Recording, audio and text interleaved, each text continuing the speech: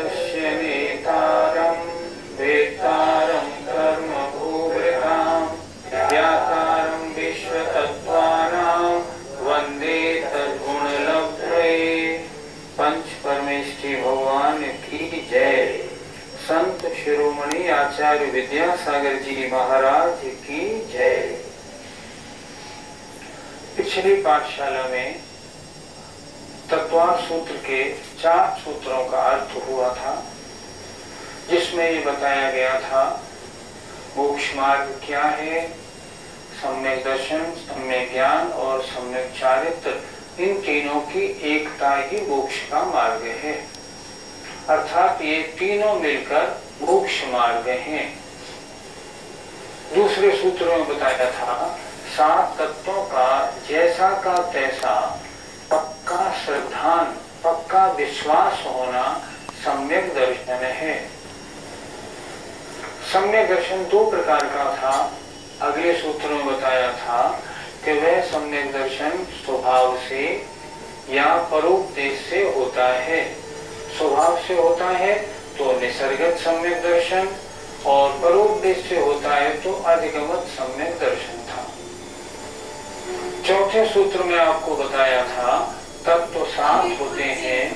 जीव जिसमें चेतना पाई जाए, अजीव जिसमें चेतना न पाई जाए, आश्रव कर्मों के आने के द्वार को आश्रव कहते हैं, बंध आत्मा और कर्मों का एकमेक हो जाना, बंध जाना बंध है, आश्रव का रुक जाना संवर है, आत्मा के साथ लगे हुए कर्मों में से कुछ कर्मों का आत्मा से पृथक हो जाना निर्जरा है, और आत्मा से समस्त कर्मों का अलग हो जाना मोक्ष है।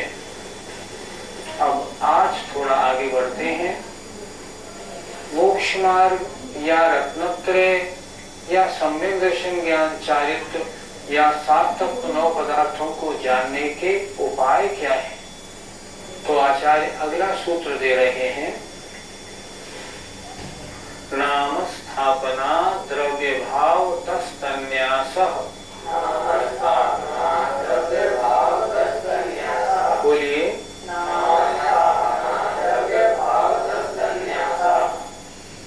सूत्र देखें, अर्थ बिल्कुल सरल है, एक एक शब्द देखते चलें।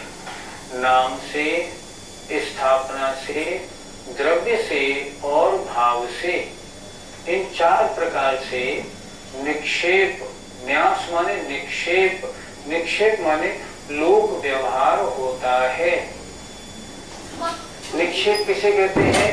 जिससे लोक व्यवहार हो या जो प्रकरण के अर्थ को स्पष्ट करे। यहाँ इसके कहने का प्रकृत अर्थ क्या है, उसे हम कहते हैं निक्षेप। निक्षेप के 4 भेद इसमें बताए हैं, अर्थात वस्तुओं को जानने के 4 उपाय हैं। जीवादिक 7 तत्वों को जानना है तो उनके जानने के ये 4 उपाय हैं। नाम निक्षेप, स्थापना निक्षेप, द्रव्य निक्षेप और भाव निक्षेप। न्यास कहते हैं सामने रखना, अर्थात लोक व्यवहार होना। नाम निक्षेप, किसी वस्तु में ना वो जाति है, ना वो द्रव्य है, ना वो गुण है, ना वो क्रिया है, फिर भी लोक व्यवहार के लिए उसका नाम रख देना, इसका नाम निक्षेप है। जैसे किसी मनुष्य का नाम आपने सुना होगा शेर सिंह। क्या उसमें शेर की जाति है? नहीं। उसका गुण है? नहीं। वैसी क्रिया है? नहीं। वैसा द्रव्य है? वो भी नहीं। तो आपने नाम शेर सिंह क्यों रखा? शेर सिंह नाम रखा लोक व्यवहार के लिए। इसे हम कहते हैं नाम निक्षेप। दूसरा स्थापना। स्थापना निक्षेप माने धातु की, पाषाण की किसी भी वस्तु में या अन्य वस्तुओं में यह वह है ऐसी कल्पना कर लेना, इसका नाम स्थापना निक्षेप है। जैसे मंदिर में भगवान की मूर्ति विराजमान है, हम कह रहे हैं ये भगवान महावीर स्वामी हैं। क्या वे भगवान महावीर स्वामी हैं? नहीं नहीं, वो तो एक पुद्गल अजीब मूर्ति है। तो मूर्ति है तो मूर्ति को भगवान महावीर स्वामी क्यों मान रहे हो? हमने स्थापना निक्षेप से माना है, इससे लोक व्यवहार चलता है। अर्थात किसी वस्तु में यह वह है ऐसी कल्पना कर लेना स्थापना निक्षेप है। स्थापना निक्षेप दो प्रकार का होता है, एक तदाकार, एक अतदाकार। तदाकार माने उसी आकार वाली वस्तु में उसी आकार वाले की मान्यता बनाना। जैसे मूर्ति में सही मूर्ति बन के आई है, हम कह रहे हैं ये भगवान महावीर स्वामी की मूर्ति है। ये हुई तदाकार स्थापना। अतदाकार स्थापना अर्थात वस्तु का वो आकार ना हो, फिर भी उसको वैसा मान लेना। जैसे आपने अपने हाथ में चितक ली, पूजा करते हैं ना रोजाना, चितक आपने रखी और क्या कह रहे हैं, मैं तरह तरह के नैवेद्य लाया हूं। यद्यपि वो नैवेद्य नहीं है, लेकिन फिर भी अतदाकार स्थापना के अनुसार वह नैवेद्य है। जैसे शतरंज खेलते हैं ना, शतरंज की गोटी में यह बादशाह है, यह वजीर है, ये ऊंट है, लेकिन ऊंट का आकार थोड़ी है, लेकिन उसको माना तो ऊंट जाता है। ये अतदाकार स्थापना है। इन सब चीजों से संसार का लोक व्यवहार चलता है। तीसरा निक्षेप है द्रव्य निक्षेप, अर्थात भूतकाल की या भविष्यत काल की पर्याय को लेकर आज कहना। जैसे कोई पहले मैनेजर साहब थे, अब रिटायर हो गए हैं, फिर भी उनको मैनेजर साहब कहना, द्रव्य निक्षेप। लोक व्यवहार चलता है ऐसा। और कोई आगे बनने वाला हो, जैसे मान लो राजा का लड़का राजकुमार है, गोदी में है 2 वर्ष का, फिर भी उसको राजा साहब कहना, भूत भविष्यत काल की अपेक्षा, ये द्रव्य निक्षेप है। और चौथा भाव निक्षेप, जो वर्तमान पर्याय की अपेक्षा से कथन किया जाए, वो भाव निक्षेप है। अर्थात वर्तमान में जो प्रधानमंत्री हैं उनको प्रधानमंत्री कहना। इस प्रकार इन 4 निक्षेपों से, नाम, स्थापना, द्रव्य और भाव निक्षेप से जीवादि तत्वों का या अन्य पदार्थों का या सम्यक दर्शन आदि का ज्ञान होता है। इसलिए इन निक्षेपों का वर्णन यहाँ आचार्य ने इस सूत्र में बताया। नाम निक्षेप और स्थापना निक्षेप के दोनों एक से लगते हैं, तो इनमें अंतर क्या हुआ?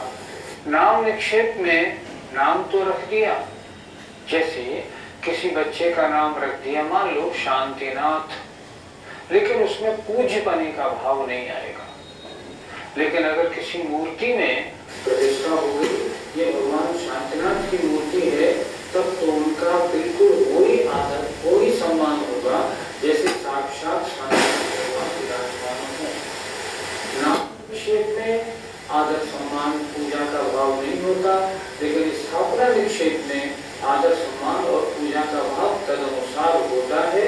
ये दोनों में अंतर है। शिष्य ने फिर कहा, हे भगवान, वस्तु के जानने के और कौन कौन से उपाय हैं? तब आचार्य ने अगला सूत्र लिखा, सूत्र नंबर 6, प्रमाण नयैरधिगमः। बोलिए, प्रमाण और नय से अधिगमः, इनको जाना जाता है, इनका ज्ञान होता है। प्रश्न ये है, सम्यक दर्शन ज्ञान चरित्र को जानना हो, 7 तत्व को जानना हो, तो इनको कैसे जाने? तो उन्होंने कहा, प्रमाण और नय अर्थात नय के द्वारा अधिगमः, अर्थात इनको जाना जाता है। किनको? सम्यक दर्शन ज्ञान चारित्र जीवादि तत्व आदि को। प्रमाण और नय क्या होता है? जो वस्तु को संपूर्णता से जानता है उसका नाम प्रमाण है। जैसे हाथी को हाथी रूप से जानना ये प्रमाण है। और जिसके सूंड होती है, जो वस्तु के अंश का ज्ञान कराए, जिसके कान पंखे जैसे होते हैं, जिसके पैर खंबे जैसे होते हैं, इसका ज्ञान हो, इसका नाम नय है। वस्तु का ज्ञान दो तरह से होता है, एक वस्तु के संपूर्णता का ज्ञान करना और वस्तु के एक एक अंश का ज्ञान करना। अगर इन दोनों प्रकार से वस्तु नहीं जानी जाएगी तो वस्तु का पूर्ण ज्ञान नहीं होता।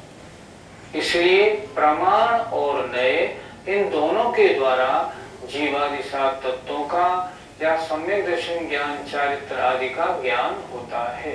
अभी आपने प्रमाण और नय के बारे में बताया, क्या प्रमाण के भी भेद होते हैं? आचार्यों ने प्रमाण के दो भेद बताए हैं, एक परोक्ष प्रमाण और एक प्रत्यक्ष प्रमाण। जो इंद्रिय और मन की सहायता से जो होता है ज्ञान, वह परोक्ष प्रमाण है, और जो सीधे आत्मा से जो ज्ञान होता है वह प्रत्यक्ष प्रमाण है। इस तरह प्रमाण के दो भेद हैं, परोक्ष और प्रत्यक्ष। पंडित जी, नय के भी तो भेद होते होंगे, कृपया उन्हें भी बताएं। अलग अलग अपेक्षा से नयों के भेदों का वर्णन शास्त्रों में पाया जाता है। मुख्य रूप से नय के दो भेद होते हैं, द्रव्यार्थिक और पर्यायार्थिक। हम द्रव्यार्थिक को निश्चय में भी कह सकते हैं और पर्यायार्थिक को व्यवहार में भी कह सकते हैं। इनका लक्षण क्या है, ध्यान से सुनिए जरा। निश्चय में या द्रव्यार्थिक में जो द्रव्य को विषय करे, जो द्रव्य को बताता है वो निश्चय में या द्रव्यार्थिक में, और जो पर्याय को बताता है वो व्यवहार में या पर्यायार्थिक में है। जैसे मैं निश्चय से जीव हूँ, ये निश्चय का वर्णन हुआ। मैं मनुष्य हूँ, ये पर्यायार्थिक में व्यवहार में का वर्णन। निश्चय और व्यवहार में को अच्छी प्रकार समझना है, क्योंकि द्रव्यानुयोग के जितने भी हमारे शास्त्र हैं उनमें निश्चय और व्यवहार की बहुत चर्चा पाई जाती है। और समझे थोड़ा सा, निश्चय मैं अकेला हूँ, मेरा कोई नहीं है, निश्चय द्रव्य का विषय किया। पर्याय की अपेक्षा बात करेंगे तो ये मेरा पुत्र है, ये मेरी पत्नी है, ये मेरे माता पिता हैं। हाँ, पर्यायार्थिक व्यवहार में से माता पिता मेरे हैं, निश्चय से मेरा कोई नहीं है। द्रव्य की अपेक्षा निश्चय में और पर्याय की अपेक्षा व्यवहार में। अब यहाँ तत्वार्थ सूत्र आगे बढ़ेंगे तो इसमें पहले अध्याय के अंतिम सूत्र में नयों का 7 भेद दिए। नैयम, संग्रह, व्यवहार, सूत्र, शब्द, समग्र और एवं फूल। इनका लक्षण जब इस सूत्र को हम समझाएंगे तब बताएंगे। मुख्य रूप से दो समझने वाले हैं, निश्चय और व्यवहार में। जो द्रव्य की बात करे वो निश्चय, जो अभेद की बात करे वो निश्चय, जो भेद की बात करे वो व्यवहार में, और जो पर्याय की बात करे उसे हम कहते हैं व्यवहार में।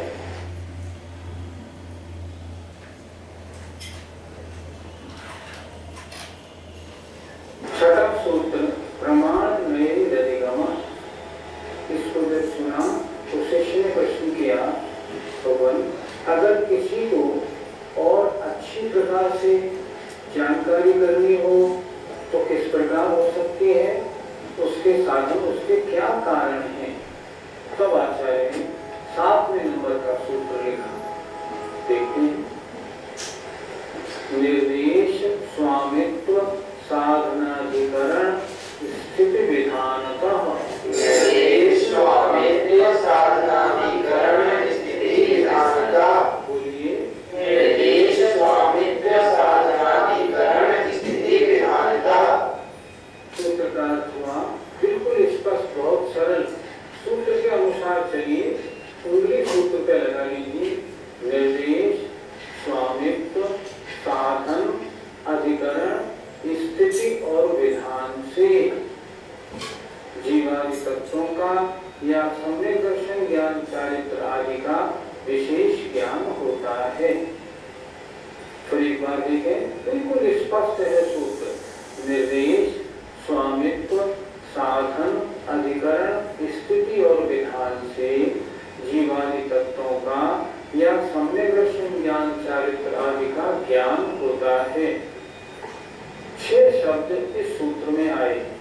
आइए जरा उनकी परिभाषा देखते हैं। निर्देश, वस्तु के स्वरूप का कथन करना निर्देश है। स्वामित्व, इसका स्वामी कौन होता है, उसके अधिकार स्वामित्व का कथन करना स्वामित्व है। साधन, इसकी उत्पत्ति के कारण क्या है, ये कैसे प्राप्त होती है, साधन। अधिकरण, इसका आधार क्या है, बेस क्या है। स्थिति, यह कितने समय तक रहती है, इसका काल, इसकी अवधि कितनी है, कितने समय तक ये टिकती है। और विधान, ये कितने प्रकार की है। फिर एक बात समझे, आपको तत्वासु थोड़ा कड़ा तो लगेगा, लेकिन कड़ा तो नहीं, पहले शब्दों के अर्थ तो समझनी पड़ेगी, लेकिन फिर भी सरल है बिल्कुल। आप आराम से एक एक शब्द को समझिए। निर्देश, वस्तु का स्वरूप क्या है। जैसे मान लो हम सम्यक दर्शन के मामले में लगाते हैं। सम्यक दर्शन का स्वरूप क्या है, आपने पढ़ा था ना, तत्वात् श्रद्धानम सम्यक दर्शनम। 7 तत्वों का यथार्थ श्रद्धान करना सम्यक दर्शन है। ये क्या हुआ, निर्देश। स्वामित्व, इसका स्वामी कौन होता है, भव्य हो, पंचेंद्रिय हो, सैनी हो, वो इसका स्वामी होता है, स्वामी। साधन, इसकी प्राप्ति के, इसकी उत्पत्ति के कारण क्या है। पहले एक सूत्र आया था, तन निसर्गात् अधिगमाद्वा, वे सम्यक दर्शन उपदेश से होता है। दूसरी बात, जाति स्मरण से, वेदना से, इंद्रिय दर्शन आदि के द्वारा होता है। ये क्या है, साधन। अधिकरण, अधिकरण माने आधार। सम्यक दर्शन किसमें होता है, ये जीव में होता है, ये आत्मा में होता है। अधिकरण माने आधार। आधार 2 प्रकार का, एक बाह्य आधार। सम्यक दर्शन कहाँ होता है, रसनाड़ी में होता है, रसनाड़ी से बाहर नहीं होता। अधिकरण। स्थिति, सम्यक दर्शन एक बार हो जाए तो कितने समय तक टिकता है, इसकी स्थिति कितनी है, अलग अलग प्रकार की है। जैसे एग्जाम्पल उदाहरण ले लें, उपसम सम्यक दर्शन अगर होता है तो कम से कम या अधिक से अधिक अंतर्भुक्त रहता है, इससे ज्यादा नहीं। इसी प्रकार अन्य सम्यक दर्शनों की भी स्थिति आचार्यों ने लिखी है। और विधान, विधान माने भेद, कितने प्रकार का होता है। सम्यक दर्शन 2 प्रकार का होता है, निश्चय सम्यक दर्शन और व्यवहार सम्यक दर्शन। 2 प्रकार का होता है, सराग सम्यक दर्शन और वितराग सम्यक दर्शन। आज्ञा आदि 10 प्रकार का भी होता है। औपशमिक, शायिक और क्षौक्षायिक 3 प्रकार का भी होता है।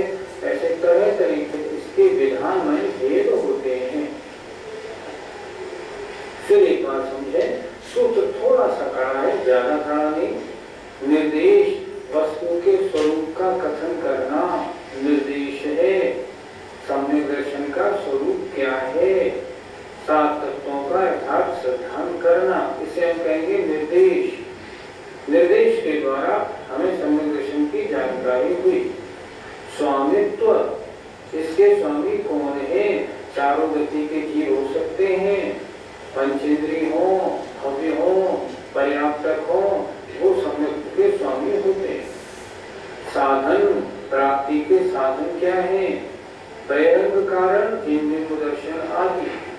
अंतरंग साधन है 7 प्रकृतियों का क्षय, क्षयोक्षम आदि। अधिकरण, आधार, सम्यक दर्शन होता किसमें है, ये सम्यक दर्शन जीवात्मा में होता पुद्गल में सम्यक दर्शन नहीं होता, धर्म धर्म आदि द्रव्यों में सम्यक दर्शन नहीं होता। अच्छा, होता कहाँ है? तृष्णाणी में होता है, तृष्णाणी के बाहर सम्यक दर्शन नहीं होता। ये इसका आधार है अधिकरण। स्थिति एक बार हो जाए तो कितने समय तक टिकता है? जैसे मान लो छायोक्ष में सम्यक दर्शन है, अधिक से अधिक 66 सागर तक टिकता है, इसके बाद नहीं। और विधान कितने प्रकार का होता है? सम्यक दर्शन 2 प्रकार का भी है, 3 प्रकार का भी है, 10 प्रकार का भी है आदि। इस तरह जानने से क्या हुआ? हमें सम्यक दर्शन की बहुत जानकारी मिली। ये कैसे होगा, इसका स्वरूप क्या है, इसके भेद क्या है, ये होता कहाँ है, किसपे होता है, जानकारी मिली। तो जानकारी के विशेष साधन इस सूत्र में बताए गए निर्देश, स्वामित्व, साधन, अधिकरण, स्थिति और विधान से भी जीवादि तत्वों का या सम्यक दर्शन ज्ञान चारित्र का ज्ञान होता है। अगर किसी को निर्देश, स्वामित्व इसकी बजाय और विशेष तौर पे जानना हो, निर्देश स्वामित्व की चर्चा जो इस सूत्र में हुई मध्यम रुचि वाले शिष्य की अपेक्षा, और विस्तार से जानने वाला अगर किसी शिष्य की इच्छा हो तो आगे आचार्य अगला सूत्र और लिखते हैं। आइए, सब संख्या, क्षेत्र स्पर्शन, कालांतर, भावाल्प बहुत संख्या, क्षेत्र स्पर्शन, कालांतर, भावाल्प बहुत बोलिए। संख्या, क्षेत्र स्पर्शन, कालांतर, भावाल्प बहुत। यहाँ बताया है कि और विशेष जानना हो तो कैसे जाने? तो इसमें 8 अनुयोग बताए। सत, संख्या, क्षेत्र, स्पर्शन, काल, अंतर, भाव और अल्प बहुत, इनसे भी जीवादि तत्वों का या सम्यक दर्शन अधिक का ज्ञान होता है। एक एक शब्द की परिभाषा दे देते हैं। सत वस्तु के अस्तित्व को, एग्जिस्टेंस को सत कहते हैं। संख्या उसके भेदों की गणना या परिमाण को संख्या कहते हैं। क्षेत्र वर्तमान निवास को क्षेत्र कहते हैं। स्पर्शन अर्थात त्रिकालवर्ती निवास, वो द्रव्य कहाँ से कहाँ तक जाता आता पाया जाता है, उसे स्पर्शन कहते हैं। काल वह वस्तु कितने समय तक टिकेगी, उसकी स्थिति को काल कहते हैं। अंतर एक बार होने के बाद फिर दोबारा कब प्राप्त होती है, इसको अंतर कहते हैं। उसमें वह औक्षणिकादि कौन सा भाव है, इसको भाव कहते हैं। और अल्प बहुत, उसमें कम और ज्यादा, थोड़ा और बहुत, इसका वर्णन करना, इसका नाम अल्प बहुत है। जैसे समझते हैं जरा, सब सम्यक की अपेक्षा अगर बात करेंगे तो सम्यक दृष्टि जीव कहाँ कहाँ होते हैं? 4 गतियों में होते हैं। उनकी संख्या कितनी है? आचार्यों ने उनकी संख्या का वर्णन लिखा है।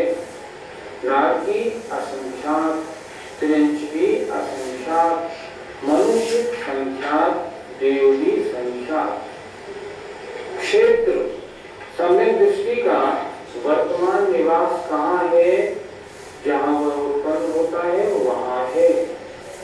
स्पर्शन वह कहाँ से कहाँ तक जा सकता है? जैसे देवों की अपेक्षा देव नीचे तीसरे नरक तक जा सकते हैं, ये स्पर्शन। काल कौन सा सम्यक दर्शन कितने समय तक स्थित रहता है, काल है। एक बार होने के बाद तो दोबारा कब हो सकता है, इसको कहते हैं अंतर। जैसे मान लो कोई एक मनुष्य है, अब प्रश्न है उसको अभी उत्तम सम्यक दर्शन हुआ, अब दोबारा उत्तम सम्यक दर्शन कब हो सकता है? तो उसमें कहेंगे जगन अंतर अगर होगा तो कल्पिता संख्यात्मक भाग काल। उत्कृष्ट अंतर होगा कुछ कम अर्धपुद्गल परावर्तन। इस तरह इसे कहेंगे हम अंतर। अंतर माने विरह काल। इंग्लिश में हम कह सकते हैं गैप पीरियड। उसका गैप कितना पड़ेगा, ये अंतर। भाव सम्यक दर्शन तो है, ये भाव कौन सा है? मान लो उपशम सम्यक दर्शन, औक्षणिक भाव। छायिक सम्यक दर्शन, छायिक भाव। छायोक्षणिक सम्यक दर्शन, ये छायोक्षणिक भाव। अगर हम अल्प बहुत की चर्चा करें तो इन सम्यक दृष्टियों में सबसे ज्यादा सम्यक दृष्टि कौन से हैं? छायोक्षणिक हैं। उनसे कम क्षायिक हैं, सबसे कम औक्षणिक हैं। सिद्धों की अपेक्षा अगर बात करें तो सबसे ज्यादा क्षायिक सम्यक दृष्टि, सबसे ज्यादा अगर सिद्धों की अपेक्षा बात करें तो ये हम कहते हैं अल्प बहुत। कौन ज्यादा होते हैं, कौन कम होते हैं। इस तरह सबका वर्णन सबकी और विशेष ज्ञान में करना हो तो करना होता है।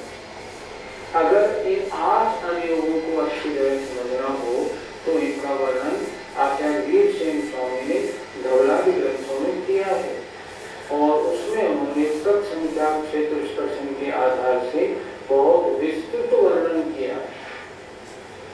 संक्षेप में अगर देखा जाए तो सर्वार्थ सिद्धि में इस सूत्र में जो व्याख्या की है उस व्याख्या में बहुत अच्छा वर्णन किया है जो सारा धवलादी ग्रंथों के आधार से है। ये किनके लिए वर्णन है? जिनको विस्तार से जानना हो।